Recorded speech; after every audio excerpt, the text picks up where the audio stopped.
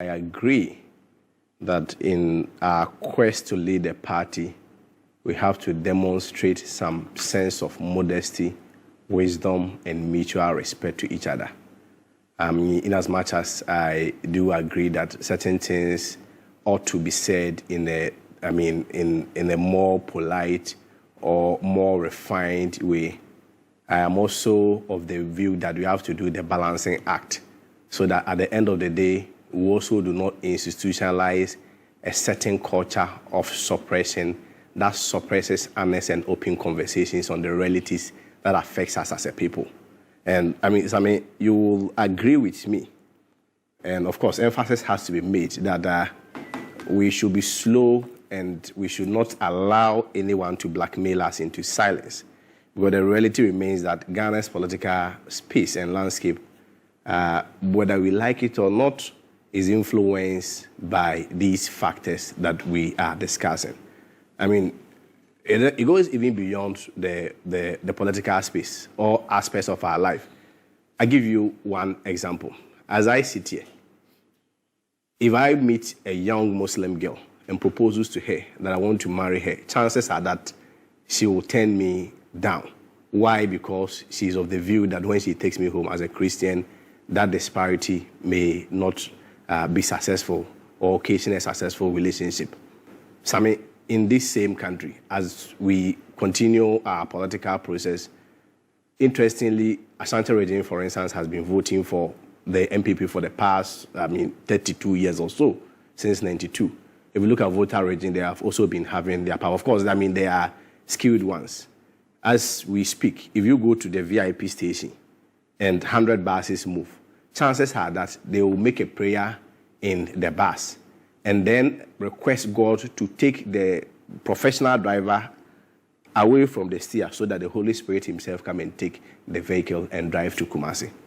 What is the principle and the underlying foundation that I'm building? The principle and the underlying foundation that I'm building is that whether we like it or not, there is one reality that we have to confront with. And at no point should we allow ourselves to be blackmailed or fear or shy away from discussing them, because these are aspects that or variables that affect every aspect of our life.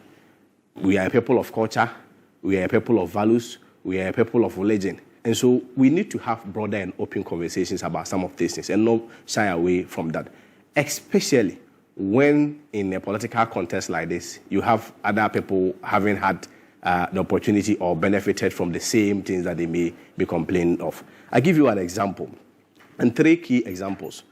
Recall the deaconization campaign that was run by Dr. Bawumia prior to the 2023 primaries, where an impression was created that the MPP is an Akan party, and he, coming from the northern part of the country, is the only person that will be able to remove that tag when he has the opportunity. He campaigned on it and benefited of it.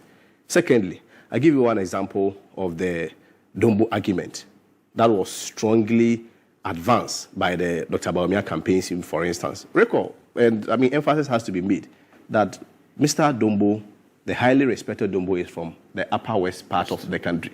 Dr. Bawumia is from northeast. Different tribes, different regions, but yet still, they created some form of a rotational leadership kind of process where they argued strongly that Kufuor came from the Buzia end, Akufo-Addo came from the Dankwa end, and it was the time for people coming from the northern part of the country. Again, he benefited from it. Is that not the case? Then the last part, when even beyond the premise, he made a very strong case as to why he has to be presented, and for the obvious reason of bringing in the Zongo and the Muslim votes, and that Mahama, not being a Muslim, will not be able to bring the Zongo votes, which in any way they are predominantly Muslims. He made all these arguments. It worked in his favor, won the primaries, only to be backfired only at the general election. So the principle is this. In this game of politics, you cannot approbate and reprobate. You cannot set standards, and when people are measuring you on the standards that you set, then you then play the victim role, create an impression as though people are using religion and tribe against you, whilst in the reverse, you have been the highest beneficiary of this whole tribal. You thought Dr. Bawumia is playing the victim here? I mean... is that your thinking? Look, I mean, you see, this game is a strategy. And that is the only cast left for him. You see, the point I want to raise is that unless you want to be dishonest and play the ostriches, this country, since 1992, Ashanti region has been voting for the MPP. Do you think it's magic? Clearly no. Voter region has always been voting for the NDC. Why? You think, the MPP has literally not done anything in the voter region, or the vice versa? They do. But we call it identity politics.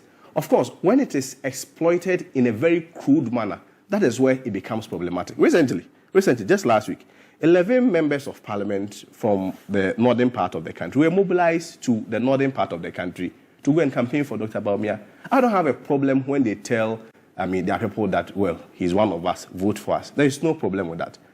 But as soon as you do that, then you should not gag anybody. And again, you should give the opportunity to any other person to also go and stand within his people and tell them that, well, vote for me, because if you vote for this reason, based on the realities on the ground, it's not going to work for us as a party. Okay. It's a game of strategy. Okay. So for me, I feel that it's a conversation that we need to have it in a very honest mood, but I also have to be dispassionate and not necessarily frontal. From the Kennedy Agyapong camp, we are of the view that if you look at the stage that the party is, this was a party that had a very good image. For me in 30 seconds. I need to go for a break. Yeah, sure. So if you look at the current state of the party, in the spirit of party unity, in the spirit of party branding, in the spirit of party revival, at least, if not for any reason, we need a new face. And not somebody who, for the past 16 years, has been around, marketed so highly for 16 years now, still was rejected by the people, which presupposes that, yes, he was marketed, but the people are essentially telling us that the product was not quality. Okay. And for that matter, we need to cause a change. Okay. When you invited us here, you could have invited us to discuss ideas on things we would do for the delegates, on things we would do for the people of this republic once we are privileged enough to lead this nation. That should have been the discussion. That should have been what we spent time on. But what are we doing? We are discussing tribe. We are discussing religion, because a group of people have made it their point to pursue tribal bigotry and religious bigotry. Now, let me wrap up. All three of us here are beneficiaries of defeated campaigns that were revived. All three of us, from Pius to Kwesi to myself, all three of us are beneficiaries of defeated campaigns that were revived. In fact, Pius's boss was an architect in the 3 elections that brought Akufo-Addo power. He was a key architect. Kwesi's boss was a key architect in the 3 elections that brought Akufo-Addo to power. Out of the 3, we lost 2.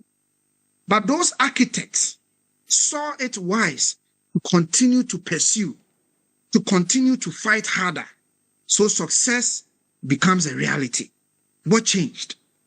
The beneficiary of defeated campaigns who didn't give up, all of a sudden want us to give up on one person because of his tribe, on one person because of his religion. That is irresponsible, that is unfair, that is not right, that is not what Ghana is about. And we must end and stop tribal bigotry. We must end and stop irresponsible campaign that divides us. It is not right. Kofi, thank you. Pius. Well, I think that Kofi is trying to push the second chance argument. Kofi must avert his minds to the performance of His Excellency Akufo-Addo the first time we presented him in 2008. Ghanaians had to vote 3 times. First round he was winning with 49.7%. Second round, when even the NDC held parliamentary majority, Akufo-Addo, Atamils came, former president Atamils came past him, but even then we needed a 3rd round. So we are repeating candidates not just for the sake of repeating. And we cannot develop a culture in the party to say that once we have a candidate, let us keep repeating him until such a time that he wins. That is if he's going to win at the end of the day after all. I think that's a very, very weak argument. The only reason why candidate Akufo-Addo was repeated was based on the strength of his performance. Again, I agree that we probably should spend some more time discussing some germane issues, the issues that Dr. Bryan Agyapong has been talking about, the issues of party unity and national unity, the issue of being able to create jobs. And he has shown at this personal level what he has been able to do. That is going to create jobs for the Ghanaian youth. But that is what the young people want. And importantly, I'm running out of time. Can they project my data? Wants to project my data. Just a quick one. Data. Just a quick second chance. Just 30 seconds. Oh, you said 2 minutes. What are you trying to tell us? No, Sam, you said 2 minutes. What are you trying to tell us? We need to wrap up. If I project, you we need said to 2 wrap minutes. up. Go ahead. Be fair to me. Before people tag you that you are supporting. Go ahead. I'm saying that. What do you want to project? I'm saying that second chances should not just be a reward for showing up. It should be contingent on performance and not necessarily for showing up. If you look at the data here, Adubuahene from 1.2 million, Kufuor first time 2.8 million, you realize that it's on the ascending trend. Then to John Kufuor second time 3.6 million, John Kufuor fourth time 4.5 million, Nana Akufo the first time, even won the first round. Nana Akufo the second time, even despite losing that election. Remember, 4 Supreme Court judges agreed with him that he had won. Then Nana Akufo-Addo, 5.2 million this time around won. Nana Akufo-Addo, 5.8, 6.7, that is the 2020 election. And even in 2020, you realize that his popularity even went higher. Now, if you look at this graph, the principle or the point I want to make is that it's on the ascending throne. It is only Dr. Bawumia who reduced his boss vote to minus 31.3% from 6.7 million to 4.6 million. Interestingly, even though he said he's from the northern part of the country and even campaigned on that, at the northern level, he reduced his boss vote by 16.1%. You cannot say that we should just sweep this under the carpet in the name of a second chance. It will not work. We are going to interrogate the data. He's a data man. And I mean, for the first time, the data people don't want us to discuss data on their own performance. We won't. We'll make sure that the party survives. You're still watching the point of view coming to. We don't want that kind of thing. So I'll let you. Unity is key. Kwesi, I'll let you come before I go for a break. You were disagreeing some of the things Kofi was saying. Let me say that I can't pretend that, I mean, as a people, we should grow above and beyond religious and tribal politics. That I perfectly agree with the submission that he made. But let us strike a fine balance between that position and an attempt to blackmail all of us and gag us into silence, especially when history has the records that Dr. Bawumia, his candidate, has been the highest beneficiary of tribal and religious politics. He's talking about the General Secretary citing reasons of why we lost. I mean, I don't know whether Pius knows. I don't know. Oh, this is the first time that I'm hearing, because I thought that document was discreet, and it appears they are the only people who knows it. The first blame that they gave was that it was Kennedy Agyapong's utterances that caused us the defeat. Today, what has changed? The first blame that they gave was that Kennedy Agyapong's utterances was what caused us the defeat. Today, we are holding them to the standard that they themselves set, and it has become an issue. I agree. Tribal and religious politics should be eschewed from party politics. But that does not also necessarily suggest that when people had benefited from it, made serious comments in that regard. We are the benefiting from the deaconization campaign, benefiting that you are going to get all the Zongo votes, that the fact that we should vote for you because you're a Muslim, the fact that we should vote for you because you are not. I mean, there are records and history to this. You don't make all these comments and then later come and condemn the very offenses that you yourself has committed. That's why in my earlier presentation, I said you cannot approbate and reprobate. You cannot eat your cake and have it. And they cannot determine and define how any other person does his campaign. Okay. At the end of the day, sovereignty resides with the over 200,000 polling station executives. If they so believe that Dr. Bawumia deserves that second chance, I'm sure the conversation will come there. Fair deal. But the point is that it is not accurate that anybody is playing tribal politics. We have our message. Our message is that the grassroots ought to be taken care of. Our message is that we need to create more jobs. Okay. Our message is that there is a correlation between socioeconomic transformation and agriculture. And that correlation also exists between tourism and also socioeconomic transformation. Okay. And most importantly, that very broad conversation about decentralization. And when I talk about decentralization, I'm not talking about local administration. I'm talking about practical decentralization, where, for instance, you move ministries from Accra to the other parts of the country. Yes, hold on. I need to. First of all, I'd like to put on record that Dr. Bryan Agyapong has not made any tribal comments. He has not asked for persons of the party, the leadership of the party, delegates of the party, to vote for him on the basis of tribe or religion. He's not the one who's been making those comments. So he has not made any tribal comments and cannot be accused of making any tribal comments. What did Dr. Bryan Agyapong say within the last couple of days as he has been engaging with the leadership of the party within closed doors? And this is not the first time that somebody has said the things that Dr. Bryan Agyapong has said. The former flag bearer, former Vice President, Dr. Bawumia himself has made those comments. After the loss, the members of parliament of the NPP had a meeting at the Rock City Hotel, Dr. Bryan Agyapong's hotel in Kwewu. Dr. Bryan Agyapong himself was in attendance.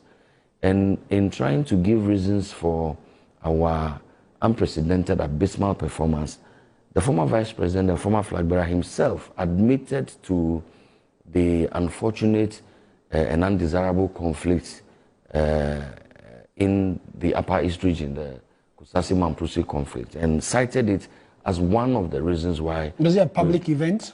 It was a gathering of the party people. This was with media presence. Well, no, I'm not sure about media presence. No. So if you say he publicly said that, as you are saying, people ask that what's the evidence that he really said it? Because if it was a closed door meeting, then you treat it as such. Well, but what Bryan Agyapong is also reported to have said, which is essentially the same, was also said within the same context. We had met party leadership in closed door, and we're having a conversation. And so, how that matter got out is a matter we can interrogate as the program proceeds. But I want to recall what Dr. Bryan Agyapong said in the context of what Dr. Bawumia himself said, which is that, like I said, the Kusasi-Mamprusi conflict was one of the reasons why we fared terribly in certain parts of the country. And one thing I like about Dr. Bawumia, and I also like about Dr. Bryan, is that many a time they like to speak to the data. And so Dr. Bryan Agyapong aligned with Dr. Bawumia on that matter because the data supports that assertion. I could give you a few examples. If you look at the MPP's performance in Binduri, Binduri is one of the constituencies that is under consideration. In 2020, His Excellency Nana Akufo-Addo scored 10,148 votes in Binduri. In the same Binduri in 2024, His Excellency Dr. Bawumia scored 2,067, a net loss of over 8,000 votes. I'll give you another constituency like, say, Zibila constituency. In 2020, Akufo-Addo made 15,256 votes. And then in 2024, His Excellency Dr. Bawumia made in Zibila 4,121, a net loss again of 10,000 and over. Many people, because I have received many calls from persons who have admired Dr. Bryan's candidness, his boldness, and his ability to tell the truth so that the party can fashion out solutions to the problems of the party. Without a doubt, the party is not in a good place at this moment. Historic loss in 2024 puts us in a very small minority in parliament, and presidential elections we lost by unprecedented margins in our country's history. So we are not in a good place. And if the MPP really wants to get back to power, then we have to do a lot of honest self-introspection. It mustn't be all about blaming other persons. It mustn't be all about denial. It is about honest self-introspections. And we must admit where our shortcomings and our shortfalls are. We hold the view. Okay, I'm sure if I give you 3 hours, we will not end this show. It's been another exciting. Let me wrap up.